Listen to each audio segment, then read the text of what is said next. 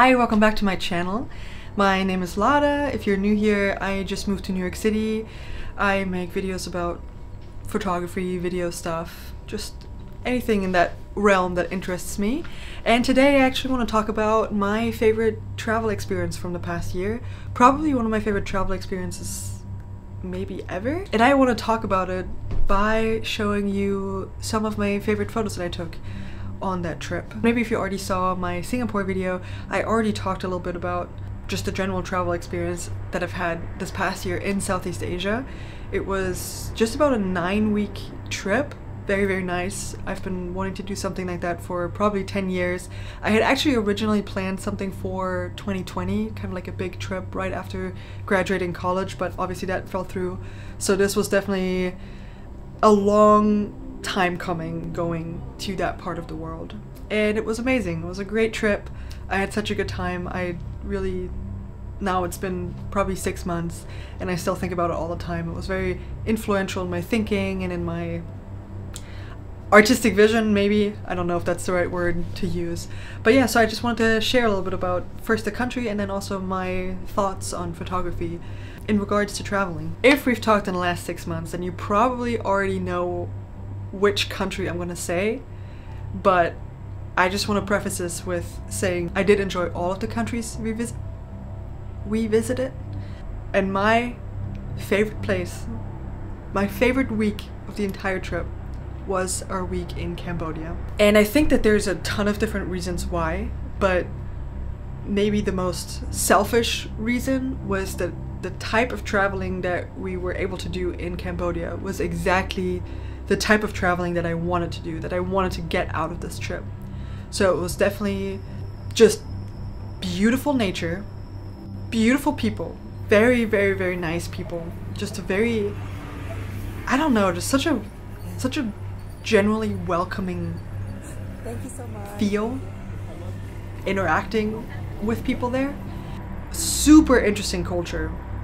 Very interesting history, not only recent history, so like very recent history, like the 90s, but also a very interesting colonial history, and then further back, a super interesting 1,000-year-old history. So definitely so many layers of culture just happening in that very small country.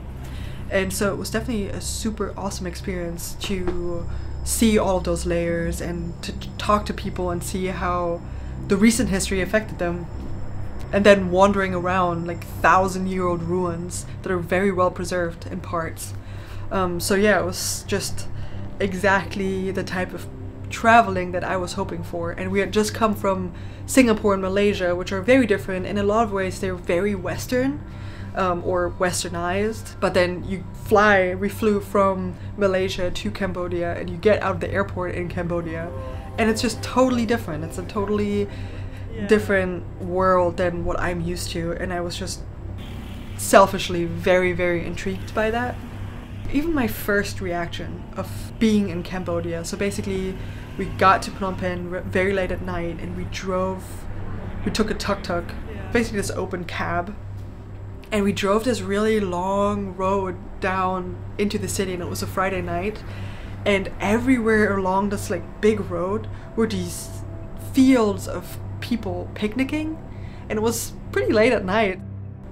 There was a bunch of children around and people were just out having a good time, and it was so sweet. It was just, I don't know, just looking at it from the outside, from a totally outsider's perspective, I was like, wow, this is so nice. This is so wholesome. Like people just out sitting on their little picnic blankets, just a bunch of people, and just having a good time with each other. So that was my very first impression. And then we went to this restaurant right on the river, and I just felt like a very overwhelming feeling of, wow, this is just so nice. I love this so much, like the design of everything.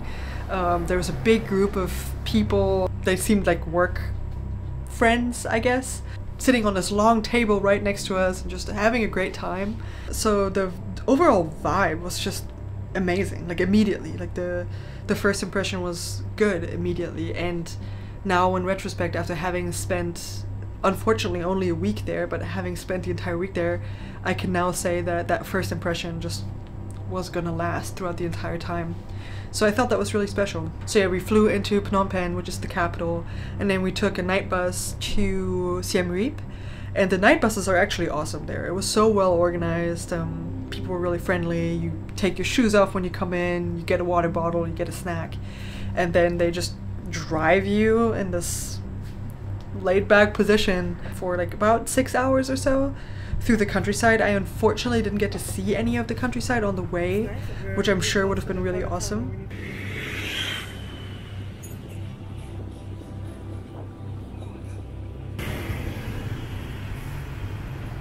It's a very small town. Phnom Penh already isn't super big, but Siem Reap is definitely very small. And we stayed there for a few days.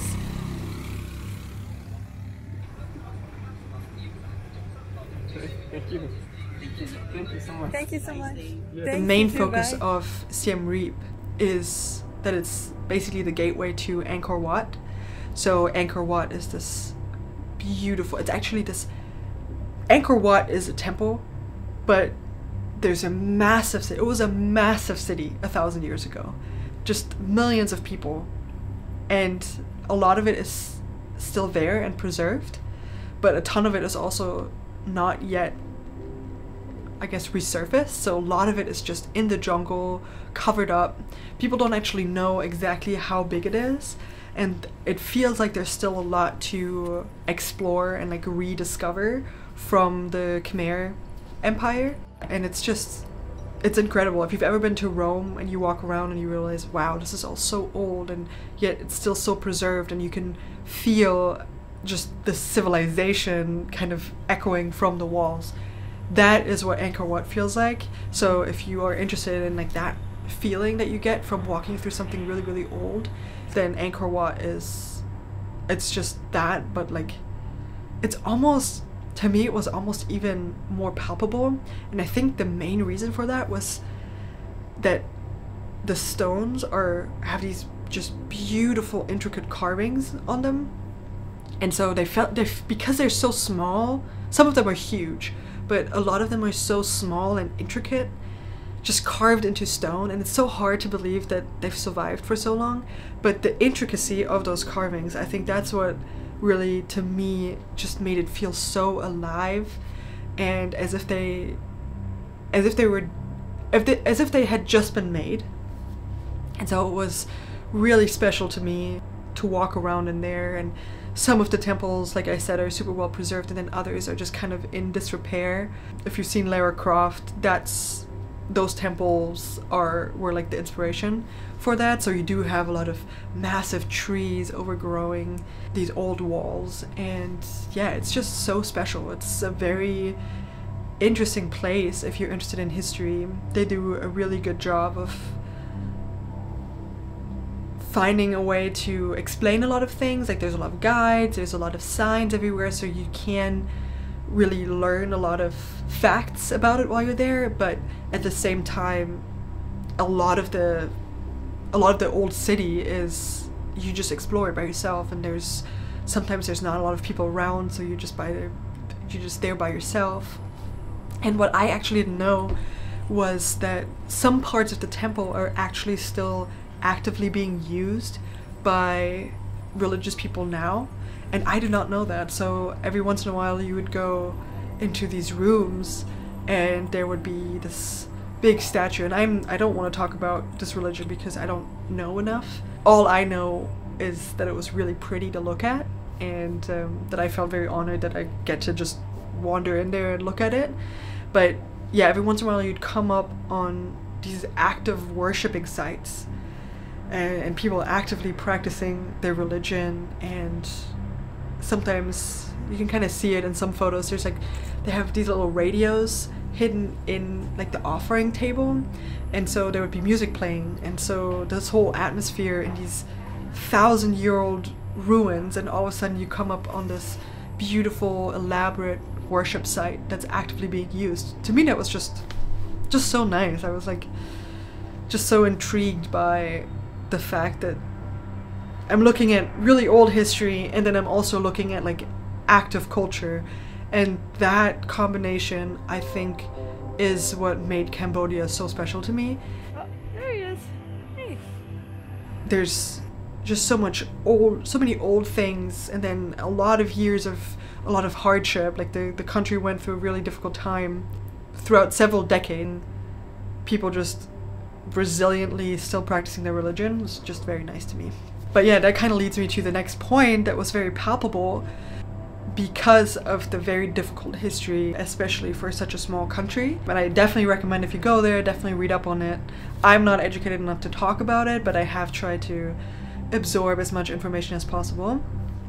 But because of that, because of the recent history, the country is actually on average very, very young.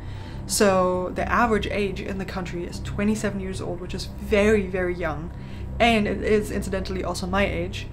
And so it was very interesting to go to this place and you look around and like a lot of people are just about my age. There's not a lot of older people there. And so that was definitely it felt, if you don't think about it, it felt really amazing because you have just this very youthful energy. Like when you drive around, when you go out to the villages, like when you go out just a little bit outside of the main downtown area, or even people working in the cafes, like you can tell by the art and design and like just by everything that you see, by like the stores that are in the downtown area and just the very young families everywhere.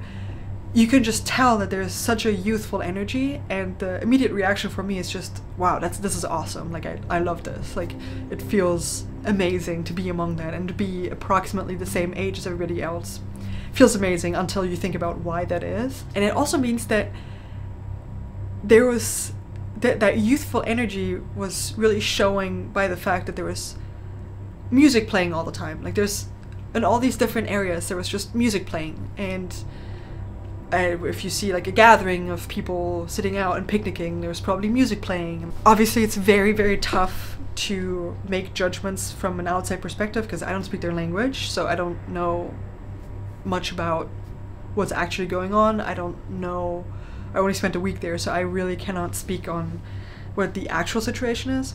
But from the outside looking in, I just felt this very lively spirit emanating from the people that we've talked to. The culture itself it's very religious, and you can tell by the fact that it seems that part of their cultural belief, or like part of their religious belief, is that family and community is very important, and you can definitely tell. A lot of really awesome art and design.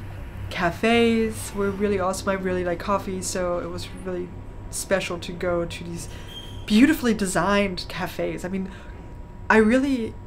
I think it is recognized, I just didn't know about it, but Cambodian design is amazing. There's so much potential there, and I really hope that there's enough like funding for the arts there that people can develop that more. Historically there's a lot of art, like if you look at the carvings in the temples, there's so much imagery there, and it's getting picked up by the younger artists who are there, and also just generally by artists. And I just see so much inspiration and beauty there, and people really value their culture. So I really am interested to see, now living in New York City, I'm trying to seek out and see, are Cambodian artists represented in the outside world, because they really, really should. I personally was really impressed, and it was exactly the type of art that intrigues me. If you're a young Cambodian artist, please reach out. I really would love to just hear more personal experiences. So that's kind of on the cultural part. And then the nature, I mean, it was just so beautiful. And we were there during the rainy season, so we did get rained on a lot. Are we?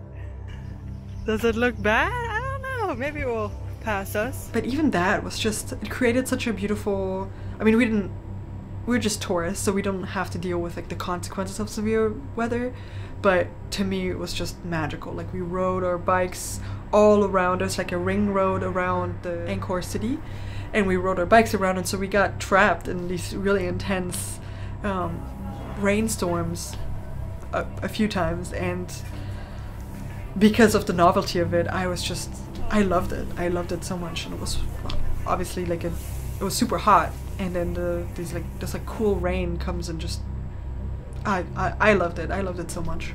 It's kind of hard to explain that feeling, but like the discomfort that you feel from that, like riding your bike and being like hungry and sweaty, and all of a sudden like you're just soaking wet and you get like just pounded by rain, and for some reason it was just a great feeling. I loved it so much.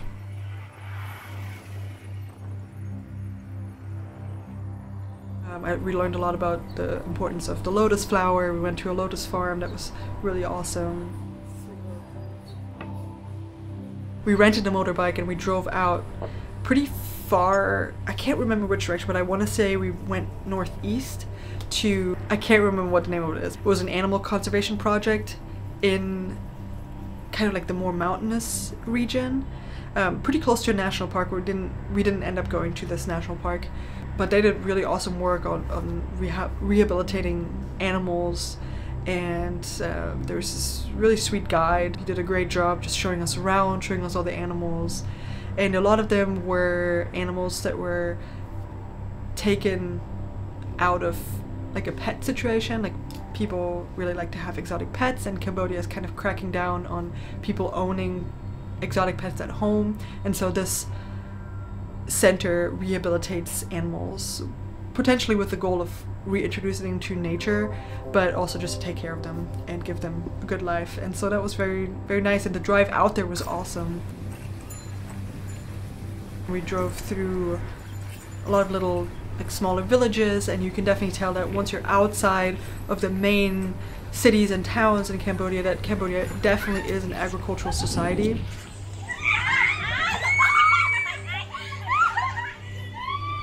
And with that come a lot of positives as well as a lot of negatives, and you can definitely see that there's still a ton of poverty.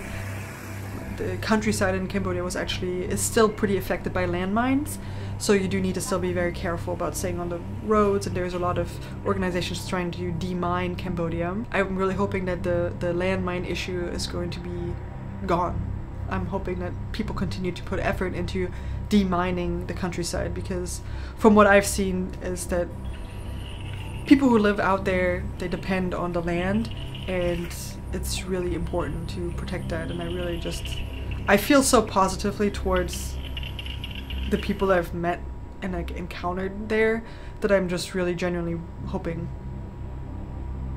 I just wish them the best, just in general. But yeah, with the landmine issue, it's definitely still an ongoing issue, and a lot of people are working hard at demining Cambodia, and I really hope that the next generation of Cambodians is just not going to have to deal with the issue of landmines. How often do you think cows get struck by lightning?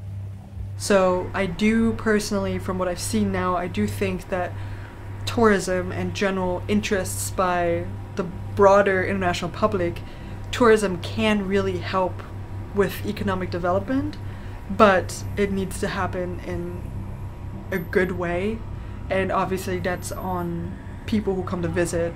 It's on them personally to not be rude, not do drugs, it's a big issue there, not like do things that you wouldn't do at home, and just generally being a considerate tourist. I think that's very important, and it's like the responsibility of each person that travels there to do their best to contribute in a good way and not hurt the people there. The last couple days we stayed in this beautiful hotel, Jaya House. It was just amazing to see what they do to kind of ensure that they're having a positive impact on the community, but also environmentally. They've started a big initiative to show that big hotels and even small hotels can be plastic free, so no single-use plastic. The manager of the hotel is an advisor to the UN to help with figuring out how to deal with the plastic issue in Southeast Asia at large, but obviously with a focus on Cambodia. And so it was nice to see that there's people out there who realize that there's a big opportunity when it comes to opening up the area to tourism, but being aware of the responsibility that comes with that. We went back, after leaving Siem Reap, we went back to Phnom Penh and actually we kind of got there pretty early in the morning again, so we saw, and it was once again a weekend, so we saw a bunch of people, like, I guess, coming home from the clubs. So it was really funny just kind of getting a glimpse into that culture. And yeah, just a bunch of teenagers out having a good time. We saw the sunrise over the Mekong, and just everything being it was just illuminated in this like golden tone, and it was just amazing. Honestly, really, really incredible. Very special morning. A lot of people out there, just like in a lot of other parts of Southeast Asia, doing their like morning exercise routine before it gets too hot. People biking, people having a good time, people praying, people doing their offerings, a lot of monks walking around, and it was just such a beautiful morning. It literally was just a morning in Phnom Penh, but it really left such a lasting impression on me, which is, I think, very impressive, because there were other places that we stayed throughout that time that really I almost can't remember really. They didn't really leave an impression, but this time in Cambodia really just did something to me emotionally. I find myself looking at the pictures that we took there all the time. Yeah, maybe I can say something really quick about the cameras that we used for this. I already mentioned it if you watched the Singapore video, but I used this one as my camera of choice. It's the Pentax Spotmatic. I actually made a whole video of this that you can check out if you are interested in maybe starting to shoot film photography. Then I also have my Canon 5D Mark III, which is a very reliable workhorse. Yeah, I filmed a lot with my little Osmo Pocket. I've got that right here as well, so that's a lot of the videos are made with this little guy. Really love that. And I'm trying to think of, some are with our Mamiya 6. I actually don't think we have it. Yeah, here's the Mamiya 6. That was our first trip with this camera. And then I also used this one, this little guy. Actually one of my favorite cameras. I use this for weddings a lot. It's very small, it doesn't look very impressive, but I do really like it. It's just a little point and shoot camera, and it's very nice for nighttime photography. So I try to always have this with me. A lot of the pictures that I showed are film photos, and then also a ton are digital photos, so I was trying to get like a good little mix in there. A lot of these photos were taken by me, but obviously I traveled with Chris, and he's an amazing photographer, and he took a lot of these photos. He does a lot with the medium format camera. He really likes that one. I actually haven't had a chance yet to photograph that much with it. I don't feel super comfortable with it yet, so I want to start doing that more, especially now here in New York City. I feel like it's easy to just go outside and fill up a roll, so I'm trying to do that sometime soon. I really hope you enjoyed this video. It's a lot more informal than the videos I've made in the past, but that's probably how it's going to be for now. I want this channel to feel very personal and just kind of chatting about my thoughts around photography, around traveling. It just feels good, and it feels very true and not very polished and not super edited. So I'm just looking for a way to put the effort into the videos that I want to put into them while maintaining hopefully like a weekly upload schedule. So I'd really love to hear if you like this format. Maybe you can check out some of my older videos. I made a video about the Pentax Spotmatic. I made a video about the experience in Singapore, kind of showing photos of that. And yeah, I'm planning to make a few more videos about, you know, photographing in New York City. I feel like now I'm looking outside and I see just so much to photograph. It just snowed for the first time in a long time, so that was really special. I'm developing some rolls of film this upcoming week, so I'm hoping to document that. But if you enjoyed this format, it's a little bit longer than usual. If you enjoyed this, please let me know, and maybe share some thoughts about what you might want to change or how I could better articulate certain thoughts. Just any type of input you have is very valuable, because I want to make these videos for myself, obviously, but I also want to make them in a way that is encouraging for other people to, you know, foster their interest in photography or videography or writing or whatever it is. And I want to be just kind of like a, I don't know, maybe like a catalyst for that for other people. So it's important to me what you think about these videos and how watchable they are, because I do want to, I don't know, I just want to connect with other people that have similar interests as me, and I feel like this is a good medium for it. But yeah, please subscribe, please like, please leave a comment, you know, you know, all the things that help make these videos. And yeah, I just hope to see you around. I really like hearing from you guys in the comments. It's always very nice to see encouraging words, but also seeing, you know, where people are from, what their inspiration is, and maybe what their reason for watching is. And yeah, so leave a comment. If you are from Cambodia, please let me know. I would really love to just learn more about your culture. It's very interesting. I really love it. I was very impressed by it. Yeah, okay. Have a good weekend. Have a good day. Have a good I don't know when I'm gonna post this, so just have a good day. Bye bye.